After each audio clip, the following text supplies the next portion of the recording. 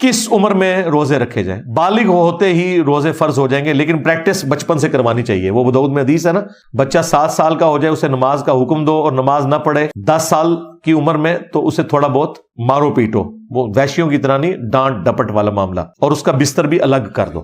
بچوں کو 10 سال کی عمر سے پریکٹس شروع کروا دیں، ایک ایک 2 روزے رکھوائیں۔ یہ جو آپ کو لوگ بغیر روزوں کے نظر آ رہے ہیں، یہ وہ لوگ ہیں جن کے ماں باپ نے بچپن میں انہیں روزے نہیں رکھوائے ہوئے، واقعی ان کے لیے روزے رکھنا ایک مصیبت بن جاتی ہے۔ ہمیں تو لگتا ہے کہ یار روزہ تو کتنا مشکل کام نہیں ہے، ان کے لیے واقعی مشکل کام ہے۔ پریکٹس نہ ہو، یہ دنیا کے مشکل ترین کاموں میں سے ایک کام ہے روزہ رکھنا۔